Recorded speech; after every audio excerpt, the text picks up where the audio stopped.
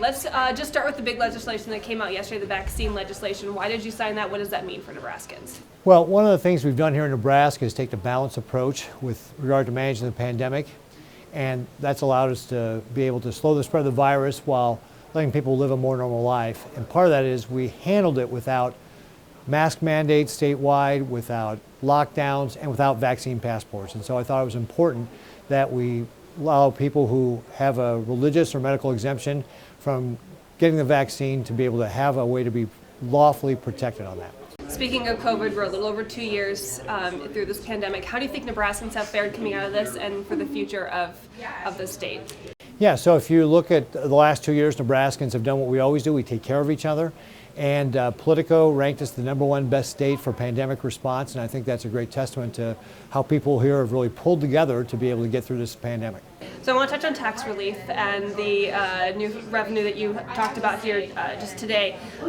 It's a big deal for the state of Nebraska. Nebraska is really thriving. What does that mean for you leaving office here in a few months to leave us in the green, I guess, and see a bright spot for the future of Nebraska? Yeah, with the strong performance we've had through this pandemic, we see our state revenues are exceeding forecasts, and it leaves us in great shape to be able to provide tax relief, be able to make the investments we need to make, and then leave us a healthy rainy day fund as well. So it's one of the things that we're going to leave the next governor who's going to be in a very good fiscal position to be able to build on our foundation and take it to the next level. You're talking about the competition between Nebraska, Iowa, and South Dakota, especially with South Dakota not having state income tax. How does this balance that out for Nebraskans who are maybe looking at, maybe we want to go across the border, maybe that's a little better? How is this making them stay here or helping them stay here? Yeah, there's always a friendly rivalry between governors and states, but that competition is a good thing. And so that's one of the reasons why we've got to get more competitive in Nebraska.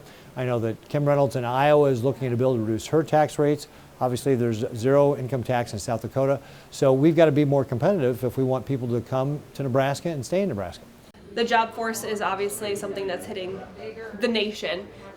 There's lots of job openings, but not enough people to fill these jobs. How is Nebraska faring there, and how do you hope to see Nebraska's economy boost with more jobs and more people getting hired?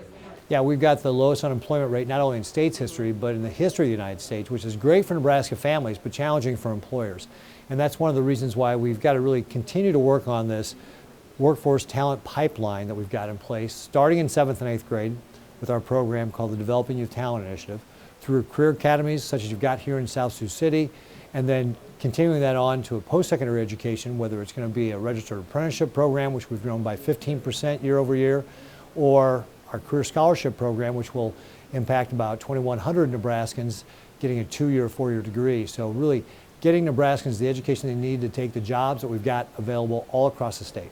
Okay, a few more questions. Let's talk about the state penitentiary. You talked about needing to be just rebuilt, redone, and better for public safety for not only the correctional officers, but just Nebraskans in general. What's the plan moving forward, even with you leaving office, to get that done for Nebraskans? Yeah, so what I have proposed to the legislature is that we build a modern facility that will allow us to be able to improve safety for our correctional officers and improve the quality of life for the inmates, and importantly help us do the programming so our inmates can be successful and not reoffend. And so we'll be setting it up for the next governor to be able to continue that project. I mean, it's obviously a multi-year project, but what I hope is the legislature will give us the appropriation so we can get started on it this year and put it on a firm foundation for the next governor. So what do you hope to accomplish in your last few months of office then? Well, we've got 3 key proposals. We've got to get the tax relief done, which we've talked about. We've got to get the investment done in our natural resources, whether it's the Perkins County Canal and fully funding that, or the Star Wars project that has a number of different projects, including investments in our facilities here like Lewis and Clark Lake, or Niobrara State Park, or building a lake between Lincoln and Omaha. So those are important projects. And then finally, the public safety we talked about, whether it's the law enforcement facility in Grand Island or our rebuilding our penitentiary, all looking toward things to improve public safety. Okay, last question, might be the hardest. What do you hope your legacy is here as you leave office? Well, I got to tell you, I will let the historians worry about legacy. What we got to focus on is continuing to do a great job here throughout the rest of the year, delivering for Nebraskans, providing that high level of service we have, making sure we deliver on tax relief. I mean, that's really what we're about, is creating those opportunities for Nebraska families. That's what we're focused on. Perfect. Thank you so much. Great. Thank you. Thank you.